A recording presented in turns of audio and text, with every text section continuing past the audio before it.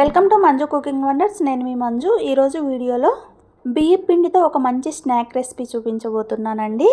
ఇవి ఒకసారి ప్రిపేర్ చేసుకొని పెట్టుకుంటే నెల రోజుల పాటు స్టోర్ చేసుకోవచ్చు. పిల్లలు స్కూల్కి వెళ్ళేటప్పుడు స్నాక్స్ బాక్స్లో పెట్టడానికి కానీ, స్కూల్ నుంచి ఇంటికి వచ్చినప్పుడు తినడానికి కానీ కరకరలాడుతూ చాలా బాగుంటాయి.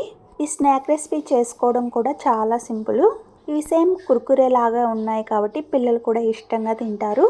ఇవి చాలా క్రిస్పీగా క్రంచీగా ఉంటాయి. తప్పకుండా ట్రై చేయండి, చాలా బాగుంటాయి. వీటిని ప్రిపేర్ చేయడానికి ఫస్ట్ ఒక కప్పు బియ్యం పిండిని తీసుకోండి. బియ్యం పిండిని నేనే తయారు చేసుకున్నానండి. మీరు మార్కెట్లో దొరికేదైనా తీసుకోవచ్చు. ఇందులో 1 స్పూన్ నువ్వులు, 1 స్పూన్ పల్లీలను కచ్చాపచ్చాగా దంచుకొని వేసుకోండి. అలాగే 1/2 స్పూన్ వాము, కొద్దిగా కారం, సన్నగా కట్ చేసుకున్న కరివేపాకు, 1 స్పూన్ ఆయిల్, 1/2 కప్పు దాకా పెరుగు వేసుకొని ఇప్పుడు మీ రుచికి సరిపడినంత సాల్ట్ వేసుకొని దీన్ని అంతటిని బాగా మిక్స్ చేసుకోవాలి. మనం ఈ స్నాక్ రెసిపీలో నువ్వులు పల్లీలు వేసుకోవడం వల్ల టేస్ట్ బాగుంటుంది. పిల్లలకు స్కూల్కి వెళ్ళేటప్పుడు స్నాక్స్గా పెట్టడానికి ముందు రోజే ఇలాంటివి ప్రిపేర్ చేసుకుంటే మనకి ఈజీగా ఉంటుంది. అన్నిటిని ఇలా బాగా మిక్స్ చేసుకున్నాక హాట్ వాటర్ని వేసుకోండి. నేను బాగా మరిగించి తీసుకున్నాను. ఎక్కువ పట్టవండి, కొన్ని వేసుకొని పిండిని ఈ విధంగా కలుపుకోవాలి.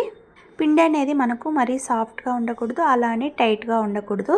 వీడియోలో చూపించిన విధంగా కలుపుకోవాలి. అలాగే హాట్ వాటర్ కూడా కొన్ని వేసుకొని కలుపుకోవాలి. ఆల్రెడీ మనం పెరుగు వేసుకున్నాం కాబట్టి ఎక్కువ వాటర్ పట్టదు.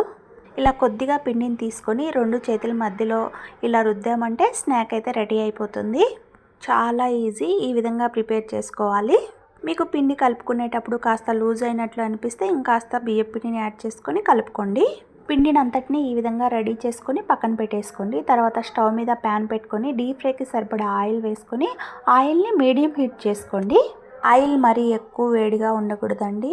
ఎక్కువ వేడిగా ఉంటే మనం వేస్తానే అవి మాడిపోతాయి. ఇలా మీడియం హీట్లో ఉన్నప్పుడు మనం రెడీ చేసుకున్న అన్నీ వేసి వీటిని గోల్డెన్ బ్రౌన్ కలర్ వచ్చేంత వరకు ఫ్రై చేసుకోండి. అన్నీ ఒకేసారి వేసుకోవద్దండి. మనం ఫ్రై చేసుకోవడానికి కదుపుకోవడానికి వీలుగా ఉండేటట్లుగా కొన్ని వేసుకొని వేయించుకోండి. మీరు ఈ రెసిపీని తప్పకుండా ట్రై చేయండి, చాలా బాగుంటుంది. వీటిని లో టు మీడియం ఫ్లేమ్లోకి అడ్జస్ట్ చేసుకుంటూ గోల్డెన్ బ్రౌన్ కలర్ వచ్చేంతవరకు క్రిస్పీగా వస్తాయి, అంతవరకు వేయించుకోవాలి. చూడండి, ఇలా కలర్ చేంజ్ అయ్యి క్రిస్పీగా అయిన తర్వాత వీటిని ఒక ప్లేట్లోకి ట్రాన్స్ఫర్ చేసుకోండి. మిగతావన్నీ కూడా ఇలాగే ప్రిపేర్ చేసుకొని ప్లేట్లోకి ట్రాన్స్ఫర్ చేసుకోండి. క్రిస్పీగా కరకరలాడుతూ చాలా బాగా వచ్చాయి. మీరు ట్రై చేసి ఎలా వచ్చిందో కామెంట్ చేయండి. మీరు కనుక ఫస్ట్ టైం మన వీడియో చూస్తున్నట్లయితే, ఇంతవరకు వీడియో చూస్తున్నట్లయితే ప్లీజ్ లైక్ చేసి సబ్స్క్రైబ్ చేసుకోండి. ఇలాంటి సింపుల్ అండ్ టేస్టీ రెసిపీస్ కోసం మన ఛానల్ను ఫాలో అవ్వండి. మీకు ఎలాంటి వీడియోస్ కావాలో కామెంట్ చేయండి.